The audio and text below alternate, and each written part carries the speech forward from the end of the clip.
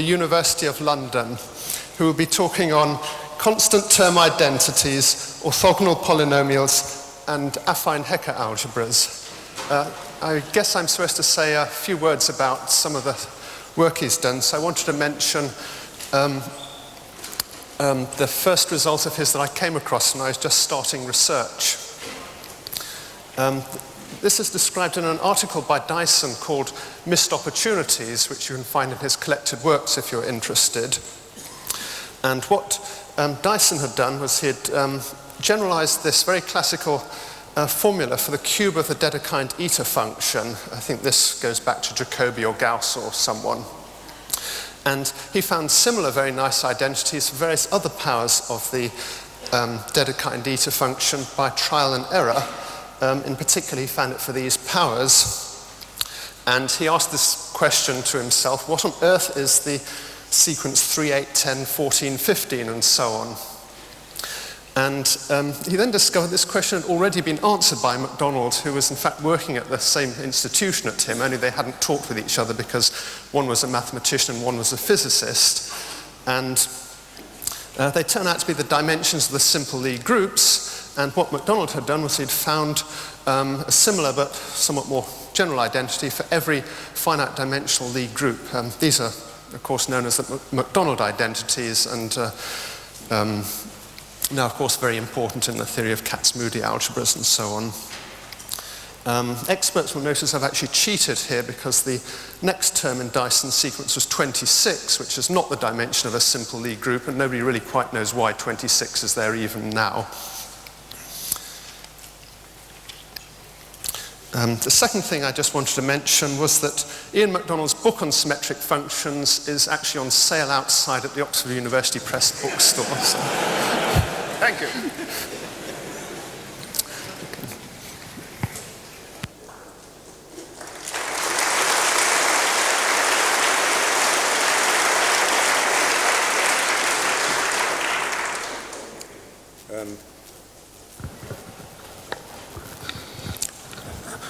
I'm not, yes, okay. Well, my aim in this lecture is to give you some sort of a survey of a theory of orthogonal polynomials in several variables which has been developing over the last 10 years or so. And I'm going to concentrate on the purely algebraic aspects of this theory. And for lack of time and competence, I'm not going to say anything about the various physical applications, which are very interesting, completely integrable systems, KZ equations, and so on, because I barely know what the words mean. Now, these polynomials include, as particular cases, all the classical orthogonal polynomials in one variable, on the one hand, and on the other hand, various polynomials that arise in the representation theory of Lie groups, characters of compact Lie groups, for example, spherical functions on real symmetric spaces, on p-adic symmetric spaces, and indeed, in some cases, on their quantum analogues. So I will put up a sort of box like there to indicate that. Now, these orthogonal polynomials that I'm going to talk about are, well, as I say, they're polynomials in several variables, and they're Laurent polynomials. That's polynomials in, say, x1 up to xr and the inverses.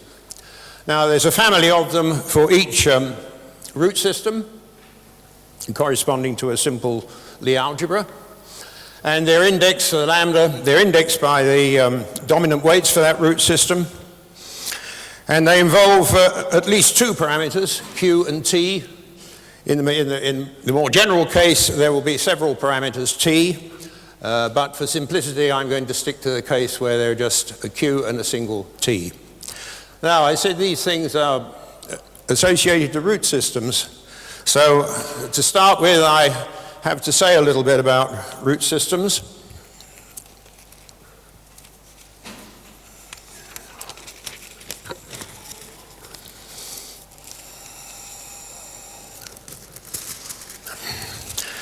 Well,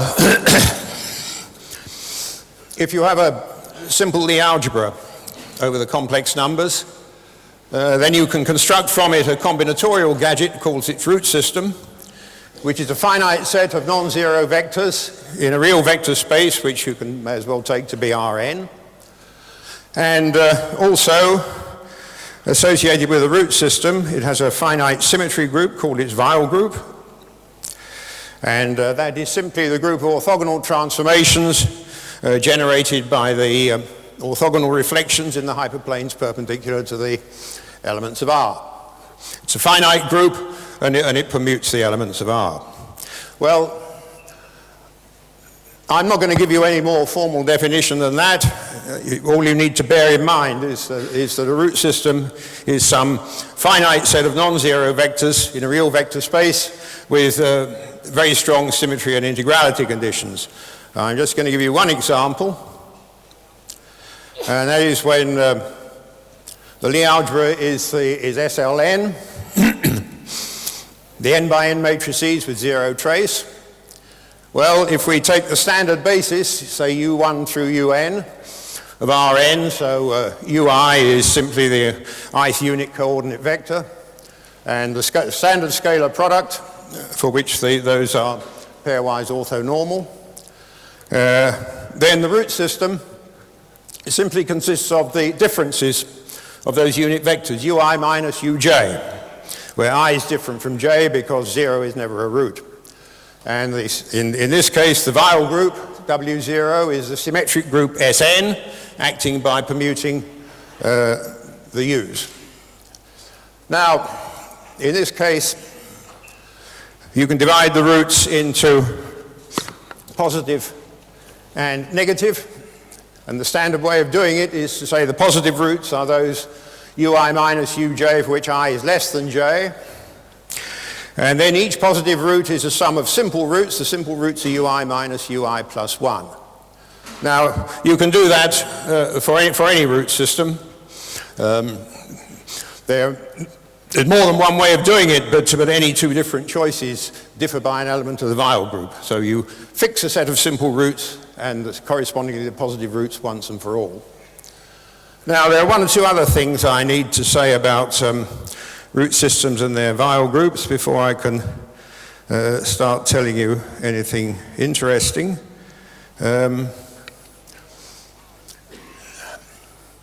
Well, the R is some finite subset of Rn for some n. So let V be the subspace spanned by the root system. Then the Weyl group acts on V. And so it also acts on the algebra of polynomial functions on V. Now, there's a well-known famous theorem that says that the invariance in that algebra under the Weyl group, that's what that notation S of V upper W0 means, is generated by, say, R, where R is a dimension of V, homogeneous, algebraically independent elements. Now, F1 up to Fr are not uniquely determined, but their degrees are. So if we call them Di, so in this way, the Weyl group leads you to a string of numbers of positive integers D1, D2 up to Dr. Well, in my particular example there, when the root system is that one up there corresponding to the SLN, well, then V is simply the hyperplane with the equation x1 up to x1 plus x2 plus xn equals 0. So in this case, the dimension of V is n minus 1, and you can take the generators F1 through Fn minus 1 simply to be the power sums of the successive power sums of the x's, starting with the sum of the squares, because the sum of the x's is automatically 0. So in this case, you see the degrees are 2, 3, 4 up to n.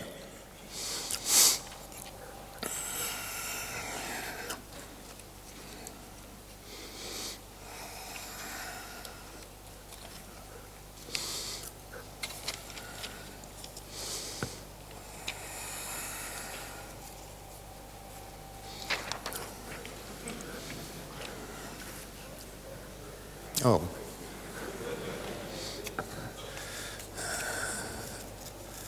Is that better? Yeah. You must forgive me, I'm much more used to writing with chalk on blackboard than this business. Yeah. Well, a little more notation. For each element of R, the elements of R, they're vectors of course, but traditionally they're always called roots. So for each root alpha, there's a so-called co-root, which is simply 2 alpha divided by the squared length. Remember, these things are sitting in a Euclidean space, that's to say a real vector space equipped with a positive definite scalar product. Now there are 2 lattices associated with the root system. One is simply the lattice spanned by the roots, and so that of course is called the root lattice, and is always denoted by the letter Q.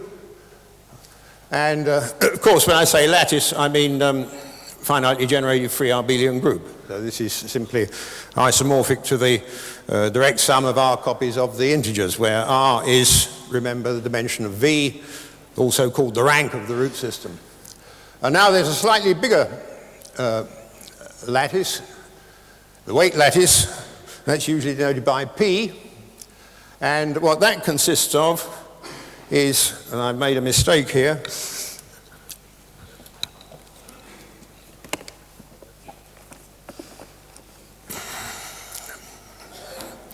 it consists of all the vectors lambda in V such that the scalar product, not with alpha, but with alpha wedge, with the co-root, is an integer.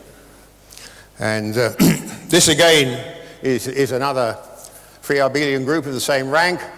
It contains Q, and so the quotient is a finite abelian group. Now I said the main aim in this lecture is to talk about orthogonal polynomials, but I would like to follow the historical development, if you like. And what started this off is, in fact, was a Freeman Dyson was mentioned by Richard Borcherds in his introduction. What started this business off was another conjecture of Freeman Dyson's about the constant term of a certain Laurent polynomial.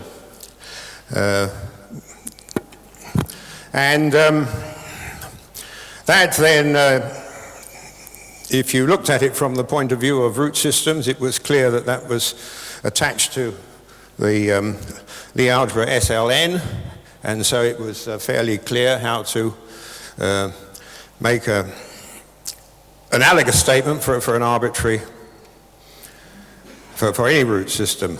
So, well, we have this weight lattice, so it's an abelian group in which the group operation is addition.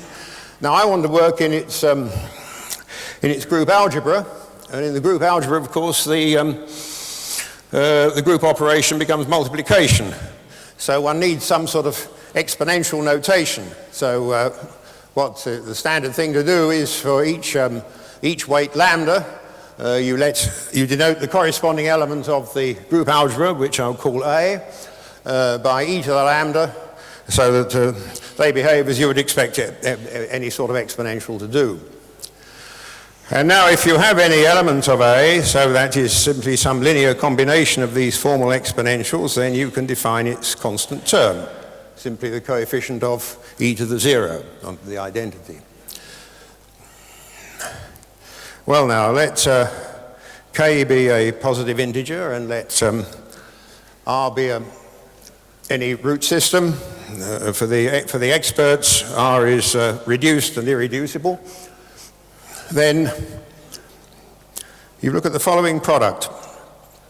You take 1 minus e to the alpha, raised to the power k, product over all the roots in R. So that is some element of this group algebra A. And its constant term turns out to be simply that product of binomial coefficients, where the d's, remember, were the degrees of the fundamental polynomial invariants of the Weyl group. Maybe I should say, you see, this ring A is, this algebra A is simply an algebra of polynomials in R independent variables and their inverses, x1 up to xr, x1 inverse xr. Now, if you just have a polynomial in R variables and you want its constant term, nothing is easier. You set all the variables equal to 0.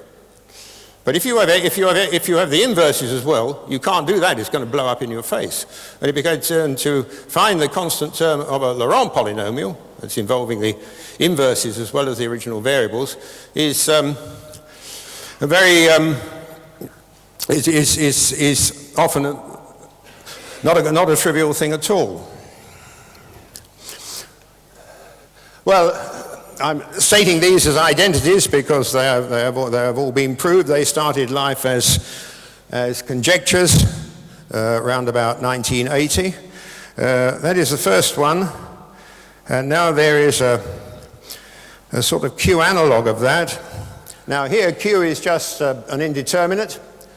And in place of the product I had before, I now take the product over the positive roots of these factors here, 1 minus q to the I e to the alpha, 1 minus q to the I plus 1 e to the minus alpha. And the assertion then is that the constant term is, well, what are these things in square brackets? Well, they are the so-called Q binomial coefficients, or Gaussian polynomials, some people call them.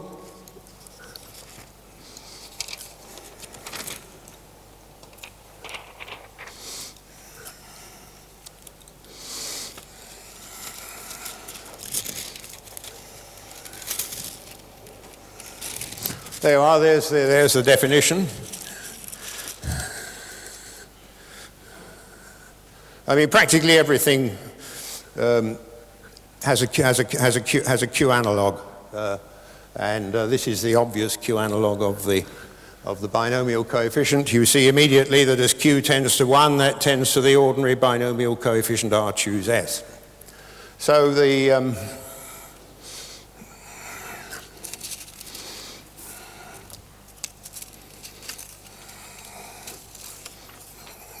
maybe I should get you to bear this in mind. I think this one can be moved now, and that can go there.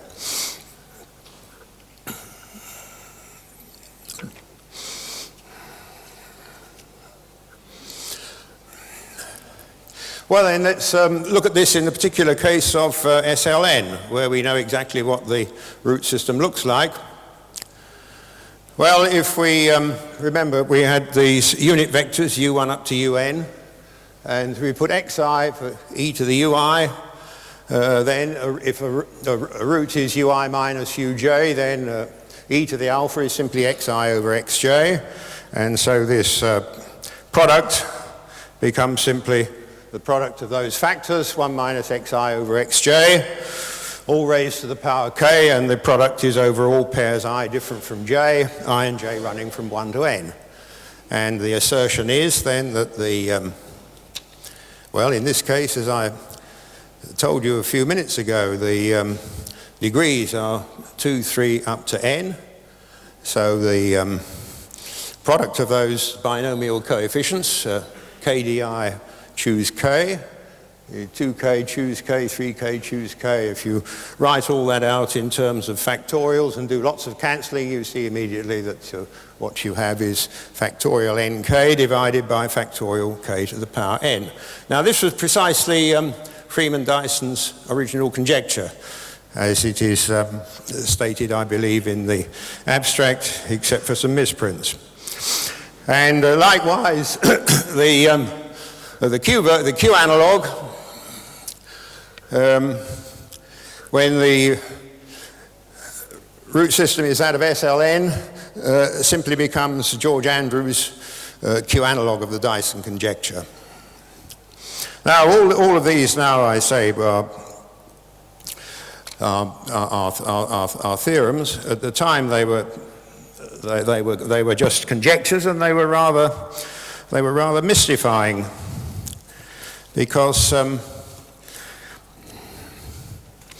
well, it was at the time, this is about 1980, these things appeared as isolated curiosities, and it was not really clear what, if anything, lay behind them.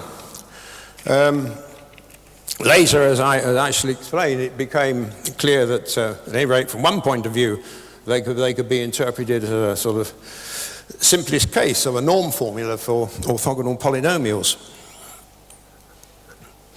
Well, perhaps I should make some acknowledgements here for the this assertion 1, the constant term that was first proved in uniformly for all root systems by Erik Opdam using a technique of shift operators that he and Hecke had developed in context of a theory of hypergeometric functions. The Q analog here, that for arbitrary root systems, that took longer to resolve and was finally proved in full generality by Ivan Cherednik comparatively recently, I think about 1994.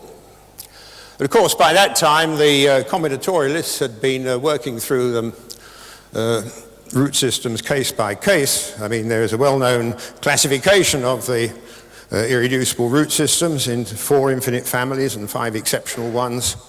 And by the time Cherednik came up with a uniform proof, I think they'd done them all with the exception of E6, E7, and E8. And they could have done those as well, probably, but their computers were not big enough. Well, next then, I want to move on to the second topic in my title, orthogonal polynomials. Remember we had the lattice of weights, which I called P. Here R is still any irreducible root system. Now the Weyl group acts on P, and so in particular, so it also acts on the group algebra, this algebra I'm calling A, in the most obvious way.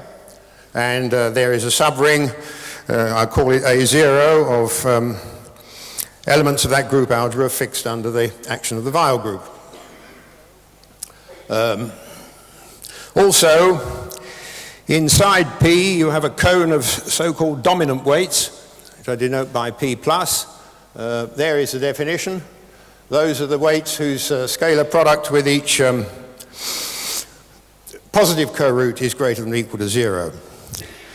And it's a fact that each orbit of the Weyl group in that lattice P has exactly one representative in P+. And that means that if you take the, if you define the orbit sums, so for each dominant weight, lambda, m sub lambda is simply the sum of all the exponentials, formal exponentials e to the mu, where mu runs through the orbit of lambda under W0.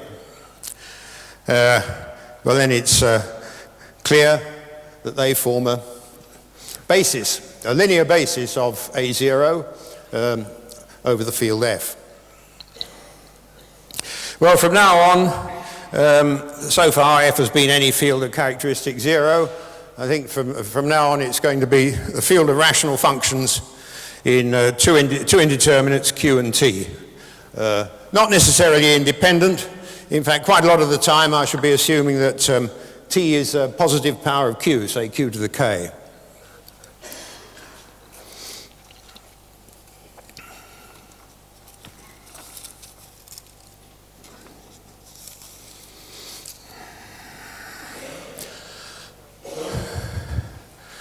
Now the next move is to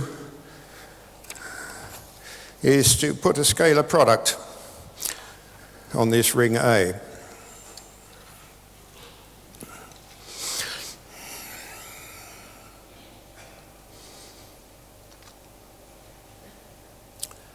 So I define delta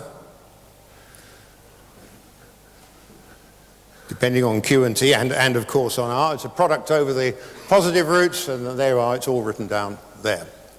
Now, In particular, suppose that t is q to the k, where k is a positive integer, then you can see there's going to be a great deal of cancelling out, and you're going to end up with a finite product, and the finite product you're going to end up with is precisely this one over here that was the subject of this constant term identity.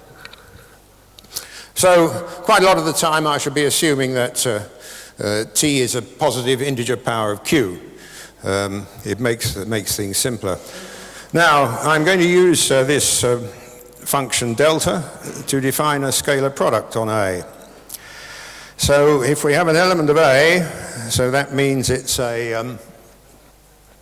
some finite linear combination of these formal exponentials, e to the lambda, with coefficients in a field f. I define f star as follows. First of all, I replace each e to the lambda by e to the minus lambda. And the coefficients, well, each coefficient f, f sub lambda, is a rational function of q and t. So you replace q and t by q inverse and t inverse.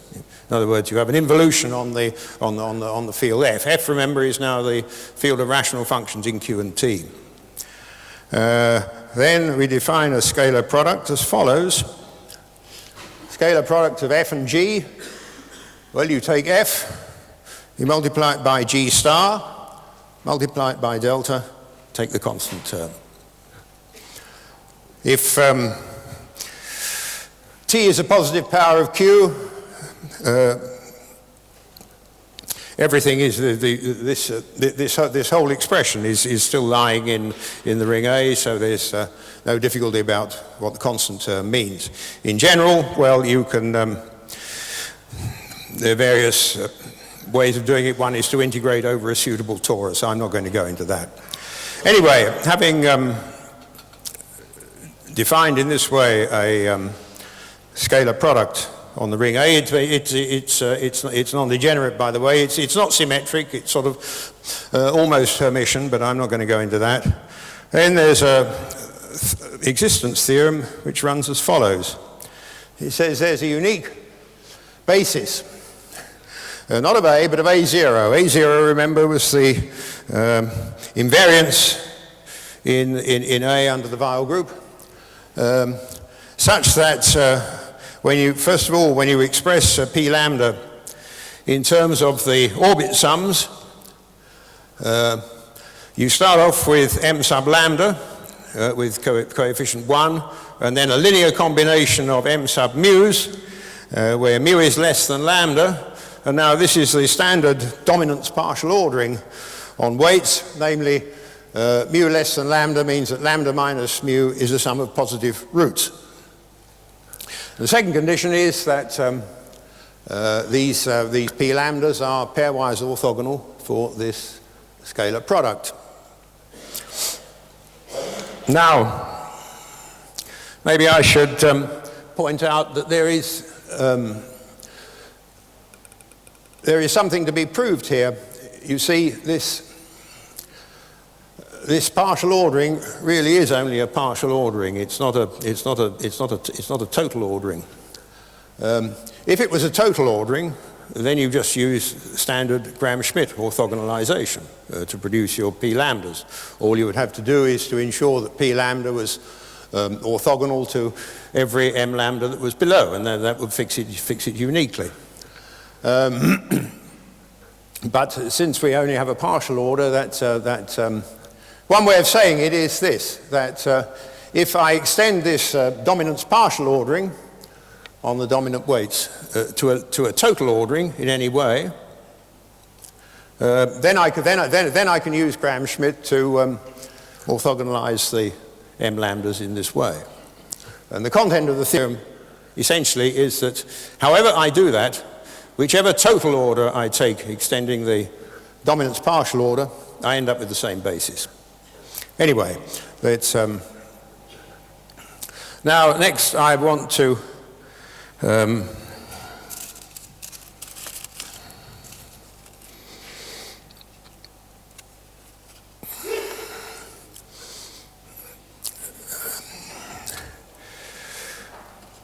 tell you some of the basic properties of these orthogonal polynomials.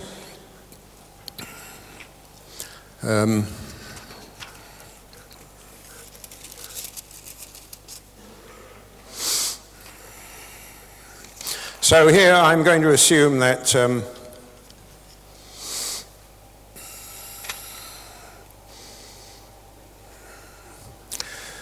my second parameter t is a positive integer power of q to the k. Again, this simplifies the statements of things, and it is not difficult to pass from that case to the general one. Now, whenever you have anything to do with the root system, sooner or later, half the sum of the positive roots invariably makes its appearance. It's usually denoted by rho, and there it is. And another object that frequently appears is the so-called Poincare polynomial of the Weyl group. Now that is simply the sum over all elements of the Weyl group, t to the length of w, where the length of w can be defined in various ways. From our point of view, the simplest way is to say that it's the number of positive roots that are made negative by w.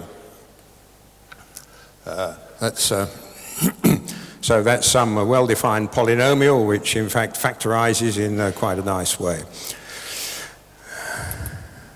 Well, then it turns out that there is a nice closed formula for the squared norm of p lambda. In other words, for its scalar product with itself. There it is. It's a product over the positive roots, and for each positive root you have a product of k factors. Now, in particular, let's look at the extreme case of that. When lambda is 0, that's the smallest of the dominant weights.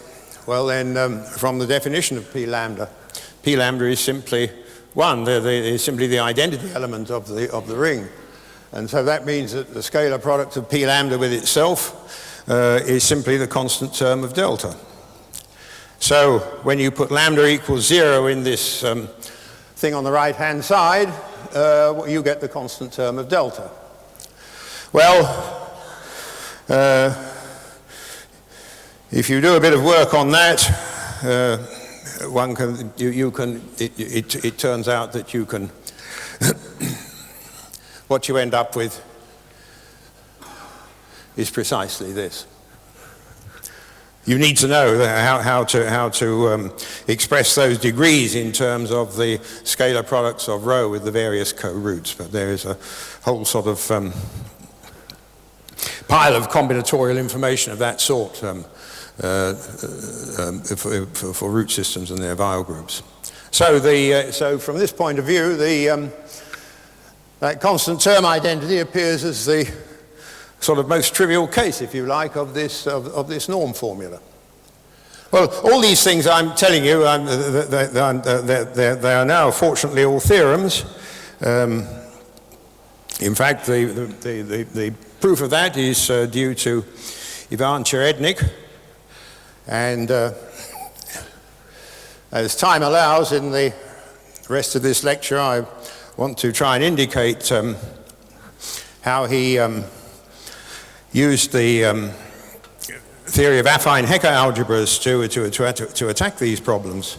But when I first made this as a conjecture sometime in the middle 80s, I could check it in some cases, and but I had no idea at all how to prove it in general.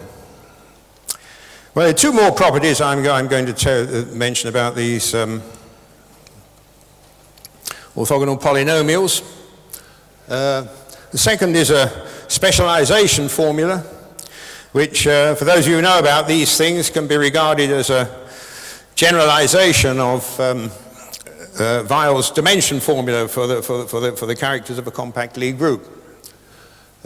Incidentally, perhaps I should have mentioned that when Q equals T, well, in fact, I did mention it because it was on that diagram when q equals t, these polynomials p lambda q of t are simply the characters of the of a compact group with root system R. Weil's character formula. Okay, now from now on we're going to have to distinguish between the root system R and the dual root system. You see, remember, for each alpha we had alpha wedge, which was 2 alpha divided by the squared length of alpha. Now those things, those alpha wedges, they form another root system. And so you have a root lattice and a weight lattice and so on. The elements of A I'm going to regard as functions on P wedge, which is the weight lattice of the dual root system. Simply, what it comes to is that each formal exponential, e to the lambda, evaluated at mu, is to be q to the scalar product of lambda and mu. But having said that, it turns out that there's, again, a nice closed formula for p lambda, evaluated at not k rho, but k rho wedge, where rho wedge, of course, is the corresponding thing for, is the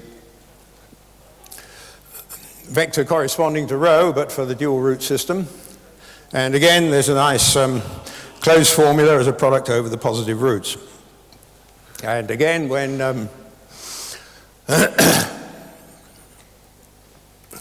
that can be regarded, as I said, as a generalization of Hermann Weil's dimension formula for the dimensions of the irreducible representations of a compact Lie group.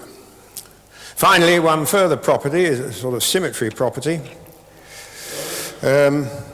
And for this, I need to renormalize these orthogonal polynomials, p lambda.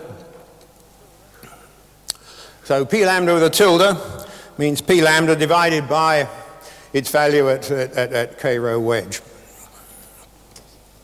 And then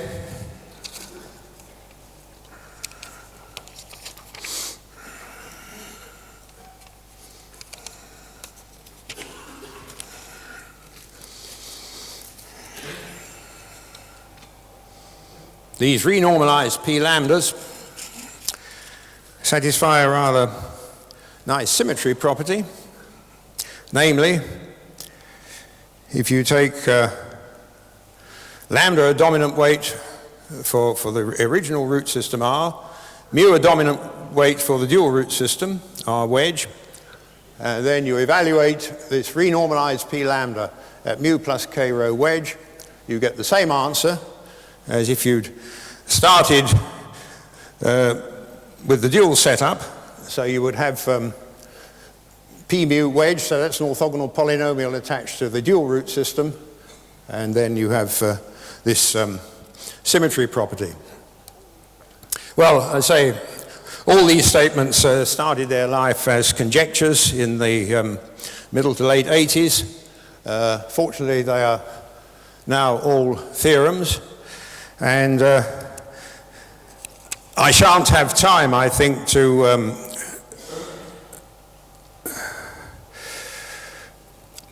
give you proofs of these, which is, anyway, inappropriate in a general lecture like this.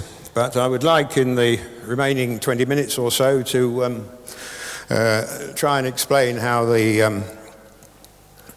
affine Hecke algebra is brought to affect this. So, from now on, we need affine versions of the things I've been talking about. We need an affine root system, an affine Weil group, and from that we shall construct an affine Hecke algebra. So, I'll give you a little of the details of this.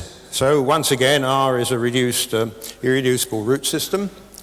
And we're going to regard the elements of R now as linear functions on V, which we can do, of course, because V is a V carries a positive definite scalar product. And let C denote the constant function 1, function which takes the value 1 at each point of V. And now you form the following expressions.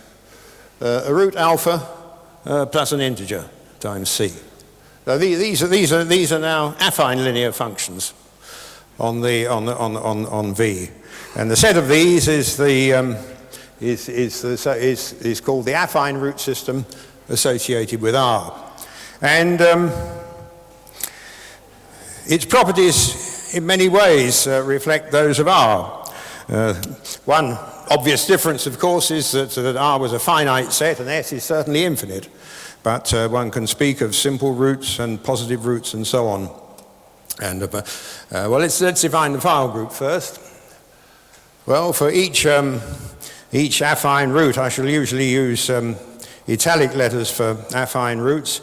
Well, it's an affine linear function, so it vanishes on some affine hyperplane. Some hyperplane in V, but not necessarily going through the origin. And so I can think of the let S sub A be the orthogonal reflection in this hyperplane. So that's some linear isometry of V. And then the affine Weyl group is simply the group of isometries of V generated by all these reflections. It's a discrete group of isometries, an infinite group, of course. Now, in particular, it contains translations. You see, if I take a root alpha, and I first reflect in the hyperplane given by alpha plus c, and then follow that by reflection in alpha. If you check it out, you find that it takes a vector x in V, not to x plus alpha, but to x plus alpha wedge. The co-root comes in.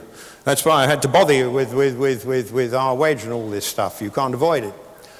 So that means that product of two reflections in adjacent parallel hyperplanes is translation by a co-root. And so that means that the affine Weyl group contains a subgroup of translations isomorphic to Q wedge, the lattice spanned by the co-roots. And in fact, the structure of this affine Weyl group is simply that it is the semi-direct group product of that group of translations by the finite Weyl group. The finite Weyl group W0, that appears now precisely as the subgroup that fixes the origin, which is why I called it W0 in the first place. Now, it turns out, in fact, that for our purposes, this group is not quite big enough. We need to make it a little bit bigger. And we do that by enlarging the translation subgroup from Q wedge, the lattice of roots, to the slightly larger one, the lattice of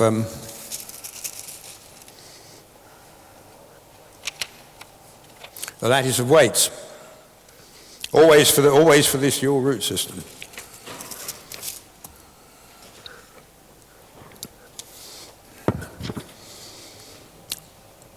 So that is the so-called extended affine Weyl group.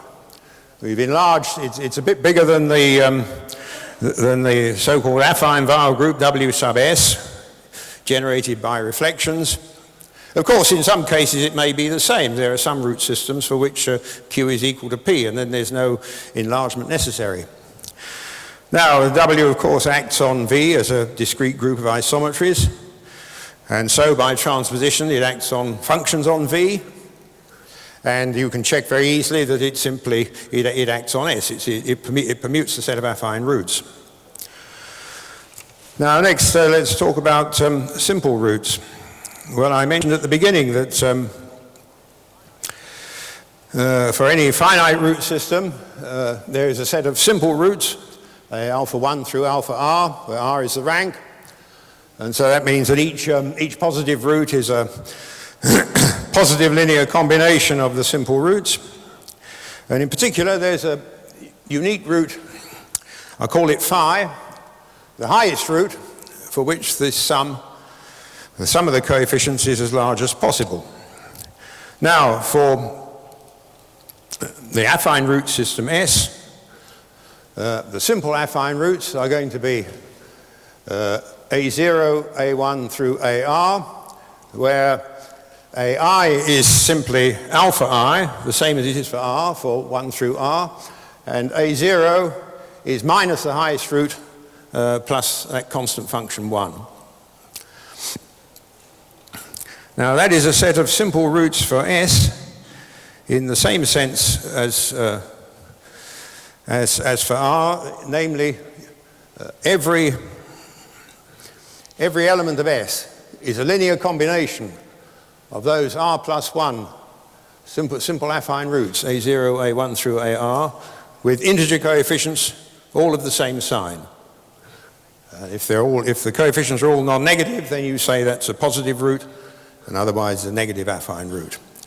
And well, in fact, you can express this geometrically as follows. You see, we have these R plus 1 affine linear functions, A0, A1 through AR. And so the set of points in V, at which they're all positive, is going to be an open R simplex bounded by the hyperplanes H sub alpha I, on which these various affine roots vanish.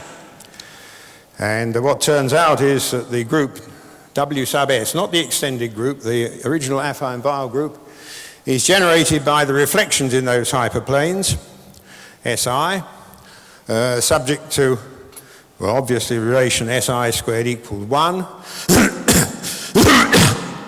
together with the so-called Braid relations, SI, SJ, SI, and so on equals SJ, SI, SJ. Whenever I is different from J, and the product SI, SJ has finite order, say Mij, and there are Mij factors on either side of that relation.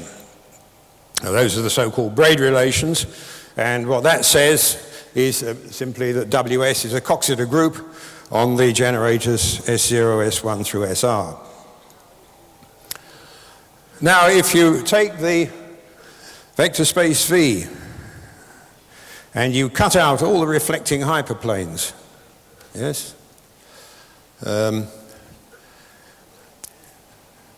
what you are left with is a disjoint union of open simplexes, each congruent to C, and indeed the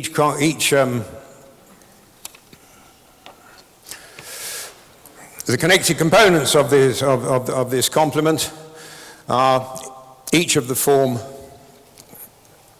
WC for a unique element of the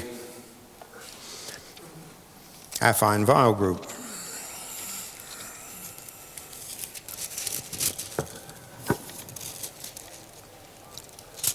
Well, you can then define positive roots. An affine root is positive if it takes positive values on C, negative if it takes negative values on C, and that is equivalent to what I was saying a moment ago. So, and explicitly, remember that the affine roots were of the form alpha belonging to R plus n times that constant function, C. So the positive affine roots are of the form alpha plus nc, where n is greater than or equal to 0 if R is positive, n is greater than or equal to 1 if R is negative. Now next, well, earlier I briefly mentioned the length function on the finite Weyl group W0. Well, you have a length function on this extended Weyl group W, defined essentially in the same way. The length of W is the number of positive roots made negative by, positive affine roots made negative by W. Now, I said a moment ago, W sub S. That's a Coxeter group generated by reflections subject to certain relations, which I've just told you. This group W is a finite extension of WS by a small finite group. It's not necessarily a Coxeter group, and it may well contain elements other than the identity of length 0. So let omega be the set of these. In fact, omega is a finite abelian group, and the elements of omega, well, they're going to, since they fix the set of positive affine roots, they're going to stabilize C, and that means that they're going to permute the simple roots A sub I. And the relation between W, the extended affine Weyl group, and W sub S, the affine Weyl group itself, is that W is obtained by a semi-direct product of W sub S with this little group omega. And so that means that omega is isomorphic to P wedge over Q wedge. In other words, it's a finite abelian group. Now, I'm going to run out of time in a minute or two. I want at least to define the affine Hecke algebra and show you its relevance to these orthogonal polynomials. Now, the affine Hecke algebra is a sort of deformation of the group algebra of this group W. And I'm going to take 2 bites. I'm going to define it in 2 stages. First of all, I'm going to define the Braid group. Now, the Braid group, well, the simplest way of defining it is as follows. For each element of the Braid group of W, so for each element of W, you have a generator, I'll call T of W, and the following relations. T of V times T of W is T of VW whenever the length add. In other words, whenever the length of VW is equal to the length of V plus the length of W. Well, that, of course, is a vast number of generators and a vast number of relations. Fortunately, you can cut them down quite drastically. Let T sub I denote T of SI, the generator corresponding to SI, and each element of omega, I'm going to denote T of omega by the same symbol. Then it turns out that this Braid group B is generated by the T's, and the elements of omega, subject to a fairly simple set of relations, namely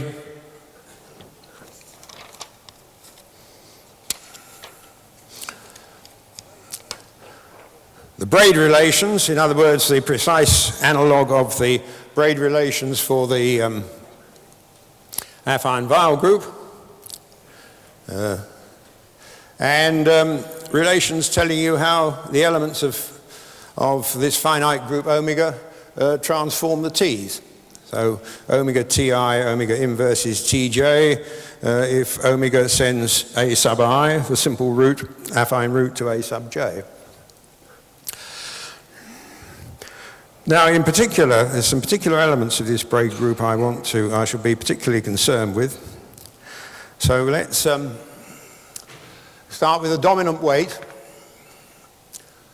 for our wedge, and then correspondingly we have a translation, a tau of lambda, which by definition lies in my group W, and let y of lambda denote the corresponding generator of the Braid group B.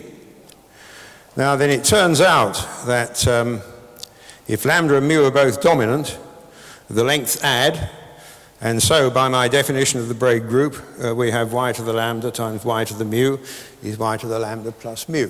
This is lambda and mu both dominant. Now finally, if lambda is not dominant anymore, I can write it as a difference of 2 dominant weights, and then I define y to the lambda like that. And in view of the previous line, that is unambiguous. And so for each element of P wedge, that's each weight for this dual root system R wedge, we have a element y upper lambda in the Braid group, and these things form a commutative subgroup of the Braid group, isomorphic to the weight lattice of our wedge. So that's all I need to say about the Braid group, and now the affine Hecke algebra. Well, that's simply, you take the Braid group, you take its group algebra over our field F. F, remember the field of rational functions in Q and T. In fact, we better have square roots of T in it for a moment, as you'll see. And we want to factor out the ideal generated by those elements, the Hecke elements. Ti minus T at square root of T times Ti plus square root of T inverse. So F should better contain the square root of T. Now, then for each element of W, well, we have an element, we had a generator T of W of the Braid group that will have an image in H, which we denote by the same symbol. In fact, these elements form a basis of H over our field. It's not obvious, it requires proof, but it is in fact true.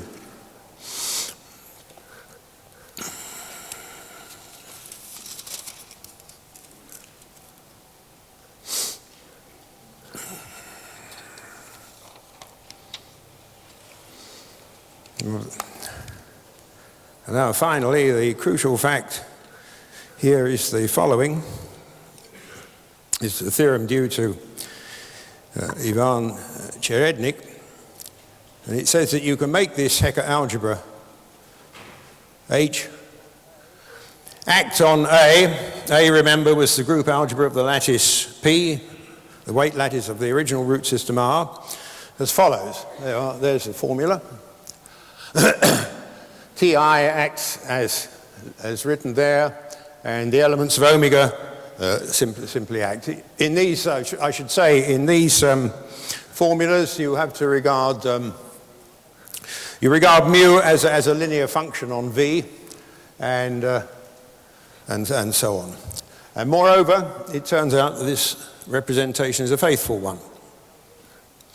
So in other words, you can concretely realize the Hecke algebra, which was defined a moment or two ago by generators and relations. You can realize it concretely in this way as an algebra of linear operators on A.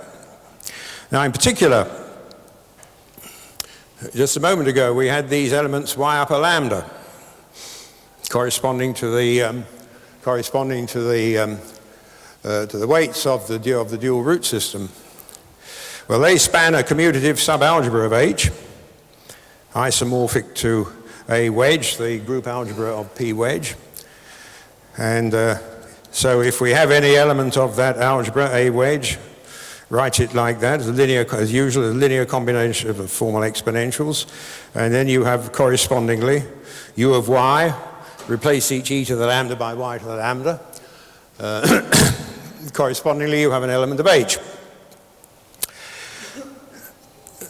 So that means that this action of H on A gives me an action of A wedge, this algebra on A, with u acting as u of y. And what also turns out is that A0, which is the invariance of A under the finite vowel group, is stable under the action of A0 wedge, the invariance of under the vowel group of this dual thing, A wedge. And in fact, so we have an action of the the smaller algebra. This is the A0 wedge, the W0 invariance in A wedge on A0. Now A0, remember, was had as basis these orthogonal polynomials, P lambda. And now what turns out is that this action is diagonalized precisely by those polynomials. In fact, for each u, each element u of A wedge sub 0, the action of the corresponding operator u of y on P lambda is simply given like that. Well, what this achieves is that we now have a fairly powerful machine, this affine Hecke algebra, the action is given explicitly by Cherednik's theorem up there, on this ring of symmetric polynomials. And one can then exploit this, ultimately, to prove those properties of the P lambda that I mentioned earlier. The formula for the norm, which, remember, in its most special case, led to that constant term identity. And the other formulas, the specialization formula and the symmetry. I haven't left myself time to go into all that. That's quite deliberate. But I did want to bring you to a point where you could see the connection between the affine Hecke algebra and these orthogonal polynomials. So I think that's a good place to stop. Thank you very much.